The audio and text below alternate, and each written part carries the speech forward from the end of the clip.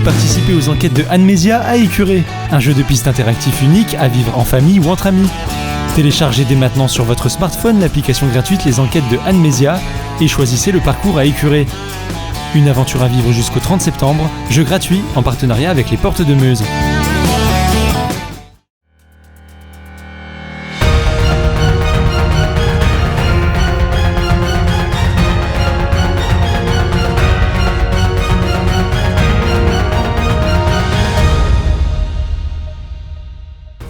Bonsoir à tous, samedi 8 août 2020, soyez les bienvenus dans votre journal week-end. Tout de suite, les titres. Nous reviendrons d'abord sur l'hommage qui a été rendu hier soir au président de l'Office de tourisme du lac du Der. Puis nous prendrons la route à bord d'une Peugeot 205 pour rencontrer de jeunes Meusiens qui se sont lancés le défi de participer à l'Europe Raid. Et enfin, nous partirons à la rencontre des agents du CCAS de Saint-Dizier qui œuvrent durant cette période de canicule.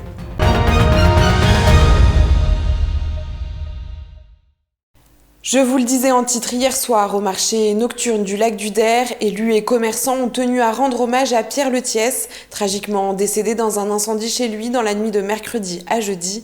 Après avoir prononcé quelques discours, le monde du tourisme a tenu à l'applaudir. Je vous propose d'écouter tout de suite Jean-Pierre Calabrese et Laurent Gouverneur. Ce soir, on s'est posé la question de est-ce qu'on annule tout ou est-ce que show must go on, comme j'ai dit. Eh bien, on a choisi pour lui de continuer et j'espère qu'il y aura la fête. De toute façon, c'est ce qu'il aurait voulu, ce qu'il aurait souhaité. C'était un grand monsieur et qui a d'une grande générosité, qui a fait beaucoup pour la station, qui adorait ce territoire. Et franchement, on perd quelqu'un de grande valeur. Moi, je perds un complice. C'est pas facile. On est ému. Moi, parce que j'étais assez proche de lui. On faisait des fêtes ensemble. Là, je m'en cache pas.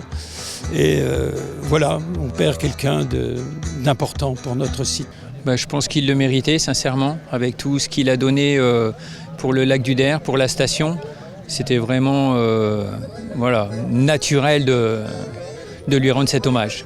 C'est lui qui a pensé à ces marchés du vendredi soir. Cette année, on a failli ne pas les faire à cause du Covid, évidemment. On a tenu malgré tout à faire vivre la station et je pense que maintenant, même si on avait pu avoir l'idée un jour de les supprimer, franchement, là maintenant, ça sera son souvenir et on va les pérenniser et essayer de les développer même. Et tout autre chose à présent avec ces deux Meusiens qui ont décidé de traverser l'Europe à bord de leur Peugeot 205 pour un raid humanitaire. Je vous propose de les rencontrer tout de suite avec ce sujet réalisé avec Julien Carré.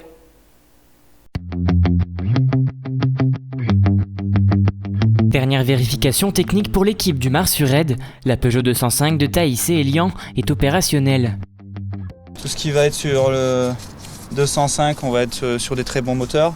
Alors en plus diesel, ça va bien tenir, il n'y a pas de problème que ce soit sur du plat ou dans l'école, en fait ça risque très peu de tomber en panne. Dans un peu moins d'un an, ils s'élanceront sur près de 10 000 km autour de l'Europe pour un raid solidaire où ils traverseront 20 pays en 22 jours avec une mission, distribuer près de 100 kg de fournitures scolaires. Une importante cargaison qu'il faudra réussir à ranger dans le véhicule. Donc notre voiture elle est aménagée, on part à 3. Donc nous sommes 2 Français et une Belge, donc les places sont vraiment prédéfinies. Et là on a enlevé l'autre siège pour accueillir toutes les fournitures scolaires et nos affaires personnelles aussi comme glacière, tente, pour qu'on ait vraiment une optimisation de la place pour les fournitures scolaires. Ce matin-là, dans les rues de Bar-le-Duc, il était l'heure pour eux d'aller à la rencontre de leurs sponsors. Parmi eux, JM Chausseur, qui n'a pas hésité à mettre la main au chéquier pour payer les frais d'inscription. Leur projet me plaisait énormément parce que des projets comme ça, il n'y en a pas beaucoup. Et le fait de récupérer des fournitures scolaires, de les distribuer à droite à gauche, je trouve que c'est très très très bien. Et moi je suis prêt à plein de projets et à aider justement les jeunes. D'être soutenu et d'être porté par des sponsors, ça fait vraiment plaisir. On sent cet élan de solidarité et ça nous touche vraiment du fond du cœur. Leur départ était prévu cet été, mais avec la crise de la Covid-19, le départ est reporté à l'année prochaine, ce qui leur laisse un peu de temps pour trouver de nouveaux sponsors et aller au bout de cette folle aventure. Les départements de la Meuse, de la Marne et de la Haute-Marne sont en alerte orange canicule pour le week-end. Alors depuis le début de la semaine au CCAS de Saint-Dizier, on ne ménage pas les efforts pour veiller sur les personnes vulnérables. On regarde tout de suite. Avec l'arrivée des fortes chaleurs, au Centre communal d'action sociale de Saint-Dizier, on s'active. Bonjour, je suis Gaëlle Derigny au CCAS de Saint-Dizier. Je me permettais de vous appeler pour prendre de vos nouvelles. Il y a plus de 200 personnes identifiées comme vulnérables à appeler pour s'assurer qu'elles aillent bien, mais aussi pour leur prodiguer quelques conseils. Alors surtout la nuit, il faut bien aérer, laisser le matin la fraîcheur rentrer et fermer les volets dès que la chaleur arrive. Une mission qu'a déjà réalisée Gaëlle les années précédentes, mais aussi pendant le confinement. Alors avec le temps, un lien spécial s'est créé avec les différentes personnes qu'elle appelle. On les appelait de notre domicile, on était en télétravail, donc c'était plus tout à fait des appels administratifs. Certains sont confiés à nous par rapport à leur famille, on leur donnait des petites idées pour passer le temps plus facilement. Alors on a eu le droit aux échanges de recettes. C'était sympa. Et du coup, hier, quand on les a rappelés, ils étaient super contents. Ils n'ont pas arrêté de nous dire qu'ils attendaient notre appel avec impatience. Et ils ont pris aussi beaucoup de nos nouvelles, savoir comment notre reprise s'était passée. Donc, les appels ont duré beaucoup plus longtemps. Si jamais les agents remarquent qu'une personne ne se sent pas bien, ils se tiennent prêts à intervenir. Armés de cette mallette, composée notamment d'une bouteille d'eau, d'un brumisateur ou encore d'un thermomètre, Élise peut se rendre directement au domicile de la personne pour lui venir en aide et, si besoin, contacter les secours. Et il est essentiel dans ces périodes, comme on a connu la crise sanitaire et comme on va connaître cette période de canicule, qu'il y ait toujours ce lien important et que personne ne soit laissé de côté, bien évidemment.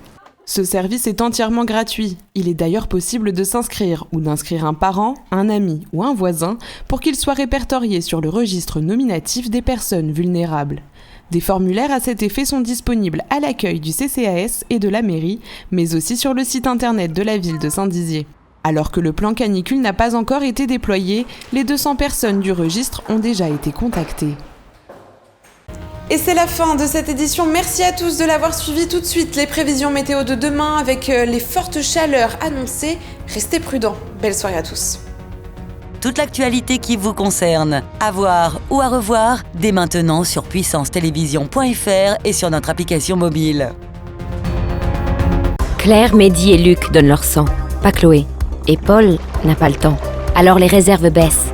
Nous avons vraiment besoin de tout le monde. Donnez votre sang, dès maintenant.